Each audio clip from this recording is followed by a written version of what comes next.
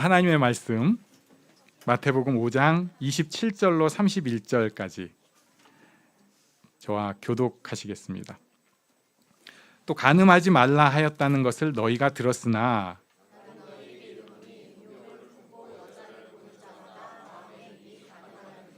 만일 네 오른 눈이 너로 실족하게 하거든 빼어 내버리라. 네 백체 중 하나가 없어지고 온 몸이 지옥에 던져지지 않는 것이 유익하며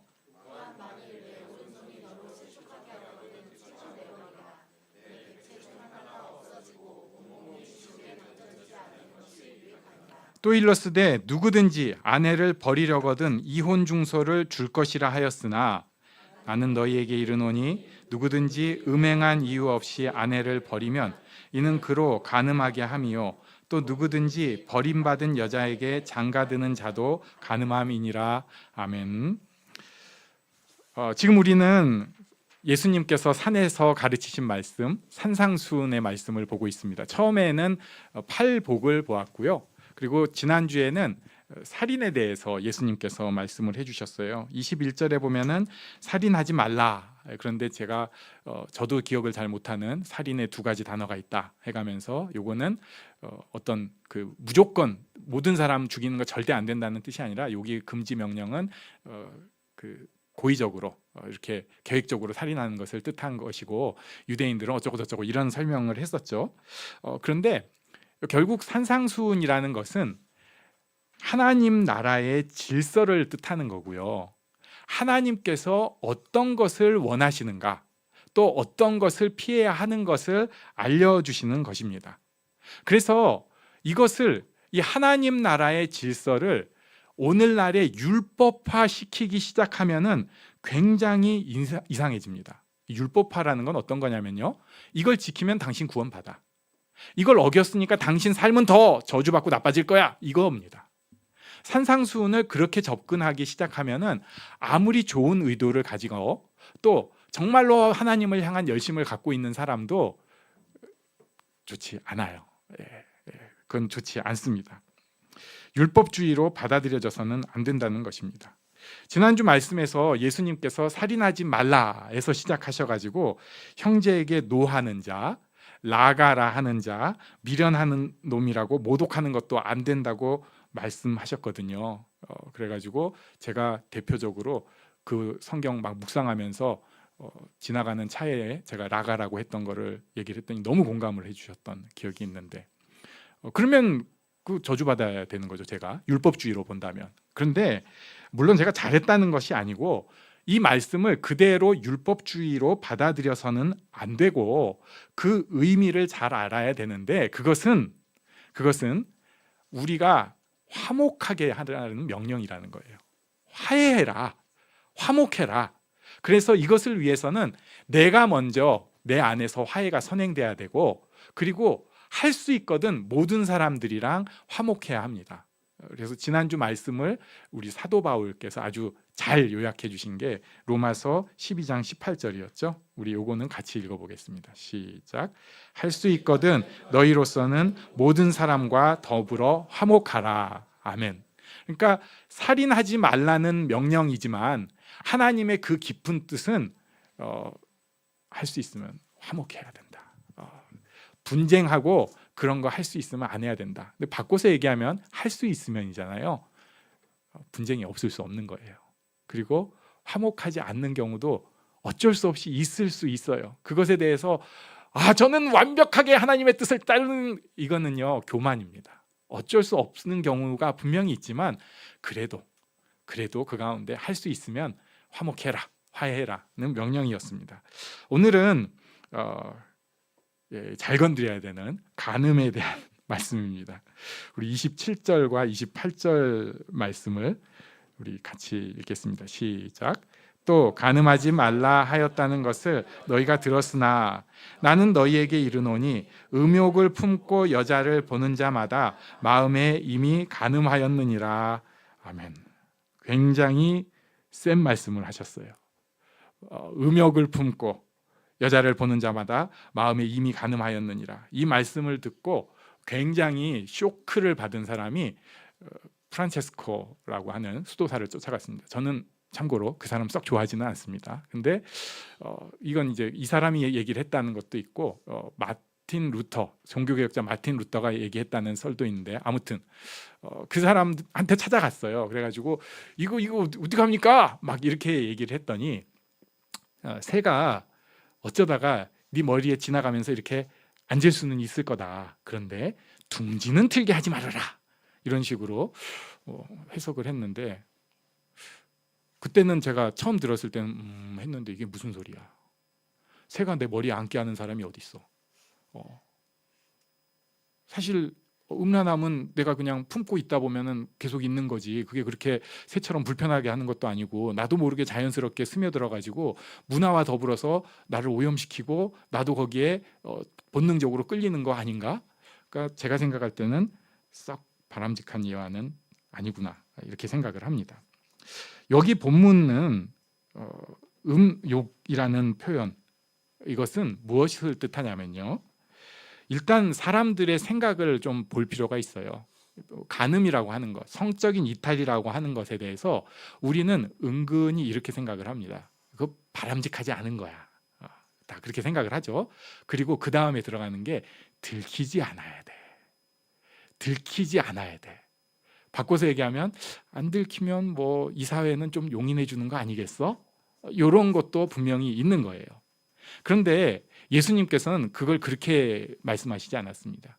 성적으로 무너지는, 성적으로 실족하는 것은 다른 사람과 관계에 있는 문제가 아니고요, 더 정확하게는 하나님과 관계된 것이다라고 꽉 찍어서 말씀을 하시는 것입니다. 그 마음을 아시는 하나님, 겉으로 적발되고 들키는가의 문제가 아니라 그 마음을 아시는 하나님께서 간음을 싫어하신다는 것을 예수님께서 알려주시는 거예요. 아내를 버리고 다른 마음 품는 거 하나님이 싫어하신다. 남편을 버리고 다른 마음 품는 거 하나님이 싫어하신다. 또 다른 사람의 남편이나 아내를 탐하는 것 싫어하신다. 이것을 예수님께서 알려주시는 겁니다. 마음까지 건드리시는 거예요. 그러니까 성의 파괴라는 것은 들키면 안 되는 문제가 아니고요, 이것은 하나님과의 관계에서 문제가 있는 것이라는 거예요. 제가 좀 쇼킹했던 게 있는데요, 이제 우리 사회가 아니라 전 세계가 굉장히 윤리나 이런 거에 대해서 새로운 도전을 시도를 하고 그런 걸 통해서 상상을 발휘를 하면서 뭔가 좀 탁 찌르는 그런 사회이기도 합니다. 여기에 저는 모르겠어요. 분명히 좋은 거는 아니지만 그런 접촉점 자체는 그렇게 생각할 수도 있겠네 하는 일들이 있었어요. 뭐냐면은 꽤 오래전에 미국에서, 아직은 이제 우리나라랑 이렇게 지금은 전 세계가 드라마가 한 통속이 됐지만 그때만 해도 선구자들만 보던 드라마 위기의 주부들이라고 하는 드라마가 있었습니다. 완전 막장 드라마예요. 거기에 나오는 여자 주인공들은 다 굉장히 섹시한 스타일이고 눈요기를 할 옷들을 입고 나와요. 굉장히 멋지고 막 비싼 그런 옷을 입고 나오는데, 이 사람들은 대부분 좋은 가정들을 가지고 있는데 남편 몰래 바람을 다 피우는 공통점이 있습니다. 그리고 대신에 남편 몰래 바람을 피우니까 이 사람들의 특징은 뭐냐면은 남편한테 잘해주는 거예요. 미안하니까. 좋지 않을까요? 맨날 남편 보기를 진짜 그 허수아비나 아니면 그 지나가는 들개 같은 느낌으로 보던 사람들이 그래도 차라리 바람을 피우더라도 자기 남편한테 이렇게 사랑과 존중을 보여주면 더 나은 거 아닐까요? 예, 목사가 이상한 소리 하네. 그런 이제 그 접촉점을 가지고 드라마를 의도를 했어요. 근데 우리가 아는 대로 그렇게 간단한 문제가 아니잖아요. 그러니까 그걸 또 드라마 작가들이 얼마나 머리가 좋아요. 그걸 이렇게 비틀어가면서 약간 웃기면서 그 사람들한테 약간의 교훈도 살짝 주는 척하면서, 이 드라마의 목적은 교훈이 아니니까 그러면서 뭔가 좀 재미를 이렇게 유도하다가 결국은 흐지부지 엉망진창이 되면서 드라마는 끝이 났습니다. 실제로 드라마 내부에서도 막 여러 문제가 있었다는 뒷얘기들도 들었었는데, 세상은 그런 식으로 얘기할 수 있어요. 그리고 그런 상상을 할 수 있습니다. 그러나 우리가 하나님 앞에 설 때 하나님 나라의 질서에 대해서는 우리가 명확하게 알아야 되는데 하나님께서 그거 싫어하신다. 안 된다. 이거예요. 예. 그리고 나서 그것에 대해서 29절과 30절에 굉장히 세게 말씀하셨습니다. 여긴 그냥 저 혼자 읽겠습니다. 만일 내 오른눈이 너로 실족하게 하거든 빼어내버리라. 네 백체 중 하나가 없어지고 온몸이 지옥에 던져지지 않는 것이 유익하며 또한 만일 네 오른손이 너로 실족하게 하거든 찍어내버리라. 내 백체 중 하나가 없어지고 온몸이 지옥에 던져지지 않는 것이 유익하니라.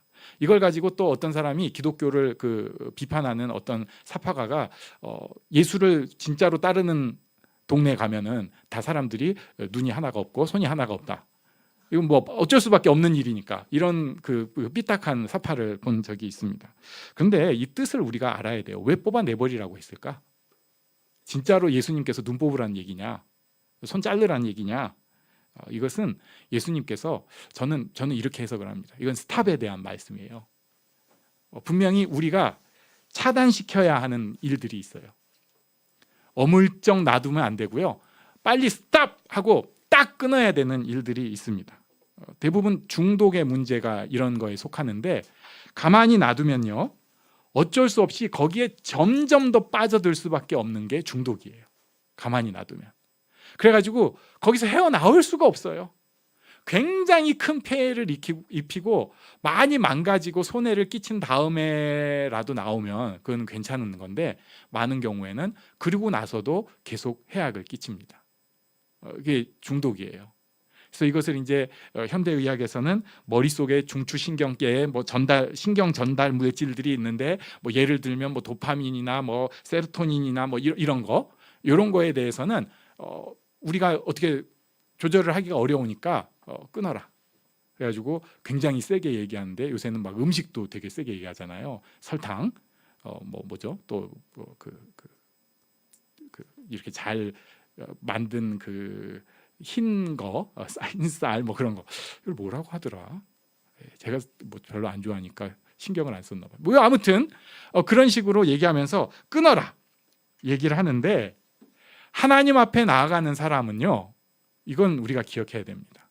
끊어야 되는 게 있습니다. 끊어야 됩니다. 여기도 예수님께서 표현이 눈이 나를 실족하게 하고 손이 나를 실족하게 하고 사실 어떻게 눈이 나를 실족하게 해요? 제가 눈 보고 보라고 했지. 근데 중간에 전달하는 그것을 아예 딱 중간 단계를 끊어버리라는 거예요. 그래서 어떤 분은 여기에다가 주석을 예전에 이렇게 단 걸 보고 제가 웃겨서 지금도 기억하고 있습니다. 뭐냐면은 컴퓨터 즐겨찾기에서 사이트 지워야 합니다. 특정 사이트 지우라는 거예요. 어떤 사람은 이런 게 안 되니까 음식 때문에 배달 앱을 다 탈퇴하는 분도 제가 본 적이 있고요. 그리고 인터넷이나 유튜브를 비롯한 어떤 동영상 재생시켜주는 것들, 그 다음에 SNS에서 도저히 벗어날 수가 없어가지고 스마트폰 더 이상 안 쓰고 그 소위 3G폰 쓰는 분도 본 적이 있습니다. 중요한 건 끊어내는 거예요.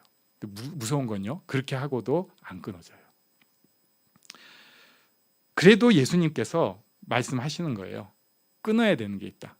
우리가 하나님 앞에 살아가려면은 어떤 면에서는 계속 도전하고 잘라내야 되는 게 있다. 우리가 가정을 지키고 하나님 나라를 지키기 위해서는 그건 안 된다고 잘라내야 되는 게 있다. 잘라내야 되는 게 있습니다. 이해하고 보듬어주고 달래야 되는 게 있고 안 되면 잘라내야 되는 게 있어요. 그리고 31절과 32절에 보면은 이혼에 대한 말씀을 하고 있습니다. 또 일러스되 누구든지 아내를 버리려거든 이혼 증서를 줄 것이라 하였으나 난 너희에게 이르노니 누구든지 음행한 이유 없이 아내를 버리면 이는 그로 간음하게 하며 또 누구든지 버림받은 여자에게 장가드는 자도 간음함이니라. 여기서 예수님께서는 가정의 질서를 말씀하시는 것보다는 간음의 연장선에서 이혼을 말씀하고 계세요. 이거하고 병렬구절이라고 할 수 있는 마가복음은 이렇게 말씀하고 있어요. 누구든지 그 아내를 버리고 다른 데 장가드는 자, 그리고 12절에 보면은 아내가 남편을 버리고 다른 데로 시집가는 거. 그러니까 남자 여자 똑같은 거예요. 오늘 본문에는 대표로 그냥 남자만 얘기가 나오는데 남자 여자가 똑같습니다. 근데 왜 여기서 간음이랑 이혼 증서가 막 나올까? 이거 우리가 한번 생각을 해볼 필요가 있는데요. 원래 이혼 증서를 주라는 것은 이혼하려고 하는 힘이 센 사람들에게 보조 브레이크를 하나 달아놓은 겁니다. 그러니까 이혼 증서 쓰고 마음대로 하라는 게 아니에요. 그런데 그때 당시 바리새인들이라고 하는 것들이, 유대인이라고 하는 것들이 어떻게 이걸 이용을 했냐면요, 유대인들은 혼외의 성관계를 하면은 죽어요. 좀 세요. 죽어요. 들키면 죽습니다. 그러니까 혼외의 성관계를 위해서 이 남자 놈들이 그때 어떤 머리를 썼느냐, 이혼 증서를 먼저 써요. 그래가지고 아내한테 줍니다. 그래가지고 자기가 들켰어요. 만약에 안 들켜야 되는데 들켰어. 그럼 자기 죽어야 되잖아요. 그럼 딱 그때 뭐라고 하느냐, 저 이미 아내에게 이혼 증서 주고 이혼한 사람입니다. 그러면 괜찮아. 굉장히 비상하지 않아요? 그리고 또 여자 입장에서는 그때 당시에 많은 가구들은 남편을 벗어나서 살 수가 없는 거예요. 그러니까 그냥 이혼 증서 품고 사는 거예요. 야, 저는 이 글을 보고 정말 사람의 머리는 2000년 전이나 지금이나 비상하기 짝이 없구나. 별머리를 다 쓴다. 그러니까 나는 성적으로 즐기고 싶다. 멈추고 싶지 않다. 그런데 이 사회가 못하게 하니까 이혼 증서 딱 써가지고 아내한테 맡기고 마음대로 즐기겠다 이거죠. 이런 게 있어요. 한편 이 말씀을 율법적으로 접근해가지고 지금도 지구상에 이혼이 법적으로 안 되는 나라들이 있습니다. 그러면은 정말 괜찮은가? 모든 문제가 해결되는가? 가서 보시면 절대 그렇지 않습니다. 우리나라도 만만치 않은데 요새는 우리보다 훨씬 성적인 문제가 심각하고 가정 문제 더더욱 심각합니다. 그냥 이게 단순하게 그런 식으로 율법적으로 봐서는 안 되는 거예요.